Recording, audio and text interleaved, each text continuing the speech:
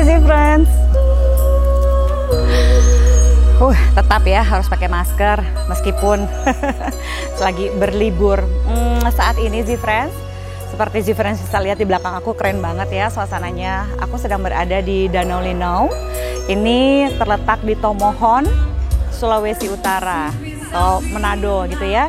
Jadi ini kalau dari kota Manadonya kurang lebih 1 jam kalau naik mobil ya gitu.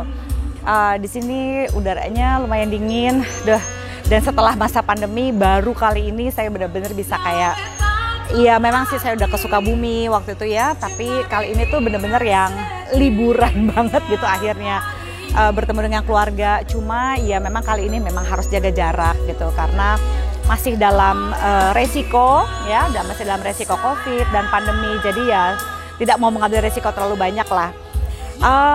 Kebetulan pada saat ini saya masih mau encourage dan berbicara mengenai bagaimana mengelola hati gitu ya pada saat pandemi, karena tetap Natal kali ini gitu ya, silaturahmi kami mungkin agak berbeda karena biasanya kami di Manado kalau misalnya lagi Natalan relatif sudah biasa kan peluk, cium gitu, kehangatan dan sebagainya, dan ini relatif membuat kami merasa berjarak gitu ya tanpa sengaja.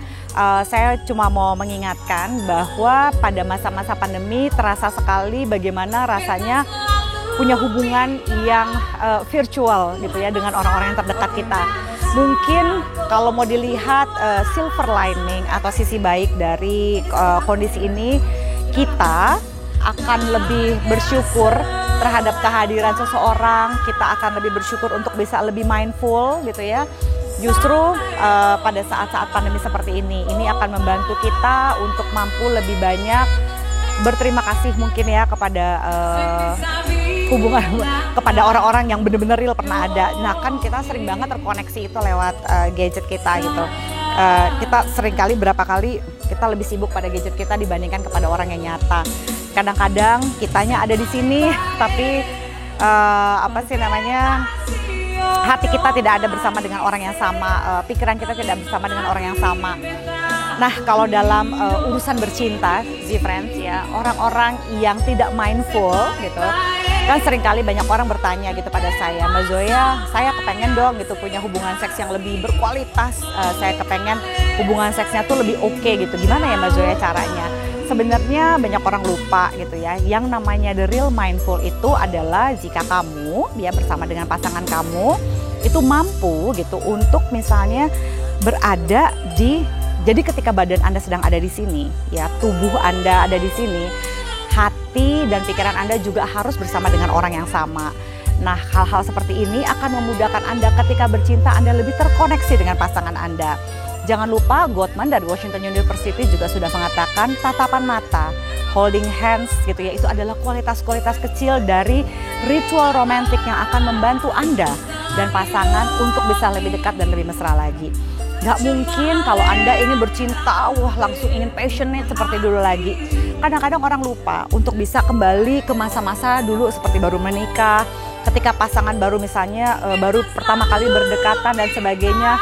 Kadang-kadang kita tuh berharap kita otomatis bisa sampai ke posisi itu.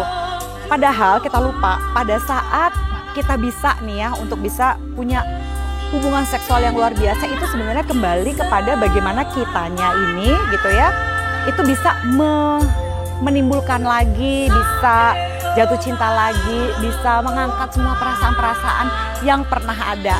Kalau kata lagu-lagu, rasa yang pernah ada sih friends. Jadi kembali ke kampung halaman ibu saya di sini. Bukan di Tomohon sih, mama saya lahir di Noongan, tapi setidak-tidaknya di Manado. Ya membuat pada saat momen-momen yang tenang, menyenangkan seperti ini membuat saya berkontemplasi, memikirkan segala relationship yang pernah saya jalin gitu ya. Dan masa-masa pandemi ini membuat saya bersyukur bahwa masih banyak orang yang bisa terkoneksi ya secara real ya, sungguh-sungguh gitu ya, bukan hanya virtual, kan bisa aja tetap virtual, tapi kan kita bisa terkoneksi secara sungguh-sungguh. Dan ini adalah waktu dimana kita bisa melihat seberapa sungguh-sungguhnya sih relationship dan persahabatan yang kita miliki selama ini.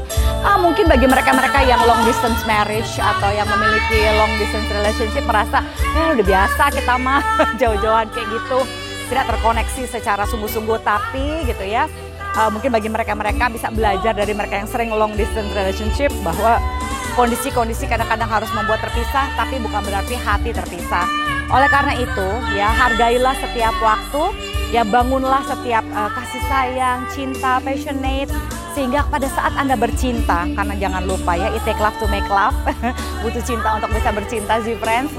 Jadi kalau Anda ingin terkoneksi, Anda ingin punya hubungan seks yang sangat-sangat erat, hangat gitu ya, dan membuat Anda itu tidak bisa melupakan rasa yang pernah ada itu, jangan lupa di mana badan Anda berada. Sekali lagi pastikanlah bahwa pikiran dan hati Anda juga ada dengan orang dan di tempat yang sama.